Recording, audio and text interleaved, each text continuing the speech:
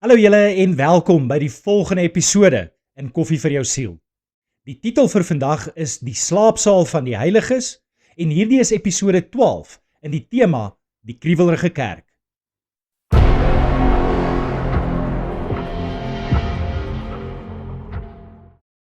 Ons leef in 'n era waar om konflik te vermy en te vermy dat ons mense aanstoot gee, die uiteindelike doelwit van die samelewing geword het. Van outomatiese huishoudelike slim toestelle tot een klik bekombaarheid, het ons 'n lewenswyse ontwerp wat persoonlike gerief bo alles stel. Tragies genoeg het hierdie obsessie met die maklike lewe nie voor die deure van die kerk gestop nie. Dit het die heiligdom binnegestroom. Ons het die radikale murg en been penetrerende roeping van die evangelie verander in 'n soort geestelike spa-ervaring waar die primêre doel is om die Sondagdiens te verlaat met 'n gevoel van emosionele vertroosting in plaas daarvan dat ons deur die waarheid deurboor is. Wanneer die kruis egter deur 'n saggestopte sitplek vervang word en die smal pad met fluweel geplavei is, begin ons geloof onvermydelik van binne af vrot. Ware disippelskap is nooit ontwerp om netjies in ons besige risikovermyde skedules in te pas nie. Dit is 'n ontwrigtende, ongemaklike en opofferende oorgawe van ons eie belange. As ons verhouding met God nooit ons lewenstyl uitdaag, ons nooit ons reputasie kos nie en ons nooit verby ons eie gemaksone dwing nie, volg ons nie die gekruisigde Christus nie. Ons is bloot besig om onsself met sy naam te vermaak. Die sleutelvers vir vandag kom uit Matteus 10 vers 32 tot 33. Elkeen wat hom voor die mense openlik vir my uitspreek, vir hom sal ek my ook openlik uitspreek voor my Vader wat in die hemel is. Maar hom wat my voor die mense verloon, sal ek ook verloon voor my Vader wat in die hemel is. Die oordenking vir vandag, die geestelike buiteklub van die verbruikersmentaliteit. Die rykdom en materiële voorspoed van die moderne westerse samelewing het 'n diep verwoestende impak op die kerk se fundamentele identiteit gedwing. Ons het bekende evangelis Billy Sunday se kragtige visie van die kerk as 'n voorste loopgraaf verruil vir 'n veilige, geïsoleerde slaapsaal van gelowiges. Na mate ons kulturele strewe na gerief gegroei het ons begin droom van 'n konfliklose toekoms waar alles makliker is. In plaas daarvan om hierdie selfsugtige dryfkrag te weerstaan, het die moderne kerk dit geabsorbeer en die kruis verruil vir 'n verbruikersmodel. Hierdie kompromie het aanleiding gegee tot 'n valse genie-tipe God, 'n kosmetiese godheid wat kwansies net bestaan om ons drome te vervul en ons gesonder, ryker en gelukkiger te maak. Omdat leraars presies gepreek het wat ons jukkende ore wou hoor, het ons megasterre van hulle gemaak, terwyl ons terselfdertyd in 'n diep moeras van geestelike apatie weggesink het. Dit is 'n onwrikbare wet van die geskiedenis. Troos kweek altyd selfvoldaanheid. Deur 'n geloof sonder opoffering te eis, het ons 'n louwarm, swak en uiteindelik verveelde godsdiens geërf. Om hierdie illusie te onderhou, het moderne kerkleierskap 'n omgewing geskep wat ten doel het om mense ten alle koste gemaklik te hou. Alles in die eie tyd se kerkgebou, van die ergonomiese stoele en perfekte ligreëling tot die fancy koffiekroë in die voorportaal, is stelselmatig geoptimaliseer om te verseker dat niemand aanstoot neem of uitgedaag voel nie. Finansies wat eintlik die wêreld moes ingaan om die armes te voed, die naaktes te klee en die gebrokenes te help, word nou ingekeer om jumbotron skerms, multimedia pakkette en beligtingstelsels op te gradeer. Hierdie obsessie om ongemak te vermy, het selfs ons evangelisasiemetodes verdraai. Wanneer mense tydens 'n diens gevra word om hul oë toe te maak sodat bekeerlinge anoniem en sonder verleentheid hul hande kan opsteek, terwyl die plekaanwysers soos ninjas tussendeur die banke sluip, stuur dit 'n gevaarlike boodskap. Dit leer nuwe gelowiges dat die geloof 'n private, verborgde saak is wat veilig weggesteek kan word. Tog verklaar Jesus onomwonde dat diegene wat weier om op te staan en hom in die openbaar voor mense te erken, nie deur hom erken sal word nie. Ware disippelskap eis inherent die omhelsing van risiko, die konfrontasie van die bose en die bereidwilligheid om minagting te verduur. Soos nog 'n bekende prediker, Francis Caan, tereg opgemerk het, verg dit nie die Heilige Gees om 'n groot skare te trek nie. Enigeen met 'n charismatiese spreker, goeie bemarking en vermaak kan dit ook doen.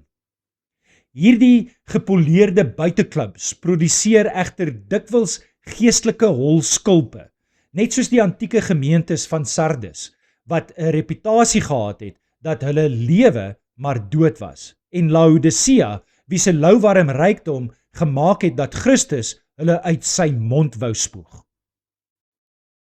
Die ontnugterende realiteit is dat vol kerkbanke en ryk kollekteborde nie die tekens van geestelike gesondheid is nie. As 'n leraar vandag die deure op 'n Sondagoggend sou sluit en die hele gemeente in die gevaarlike en vyandige markplein van die samelewing sou uitstuur om prakties te gaan dien en die evangelie te verkondig, sou die meerderheid stilletjies weggesluip het vir middagete.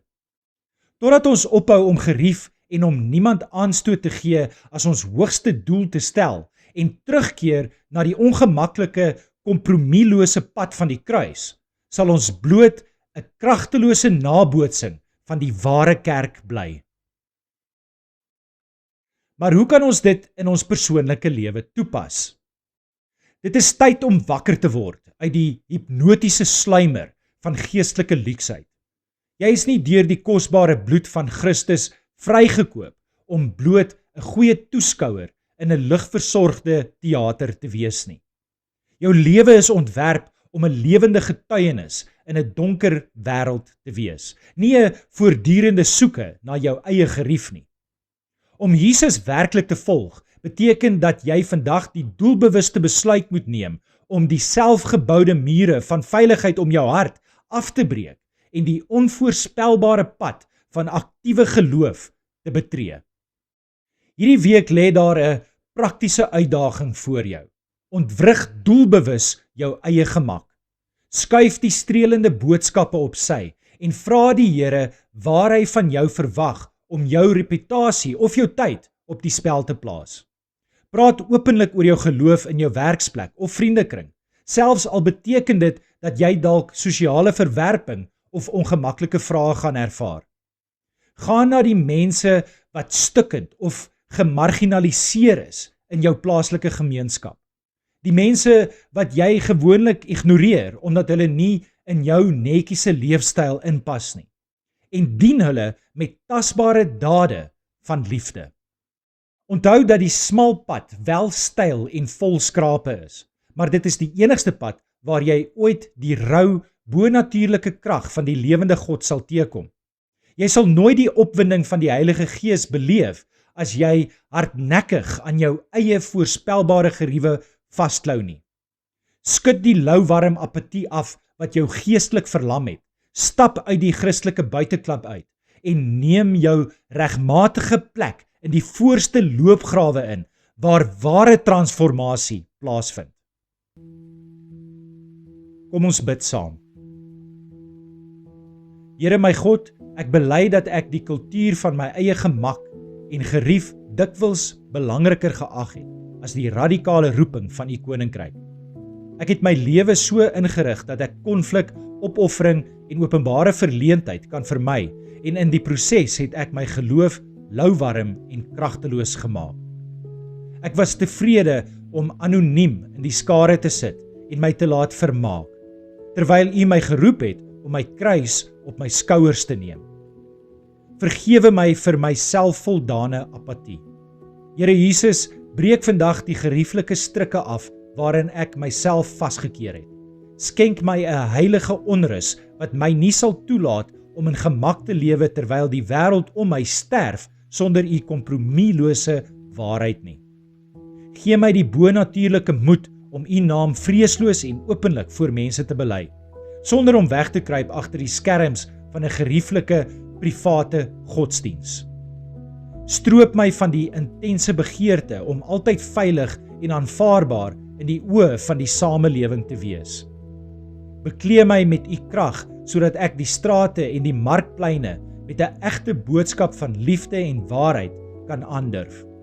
Laat ek my eie reputasie en materiële voorspoed as niks ag nie, sodat ek u hande en u voete kan wees vir diegene wat die mees stikkend is. Ek kies vandag die loopgraaf bo die slaapsaal. Lei my uit my gemaksone na die plekke waar u gees reeds besig is om te werk.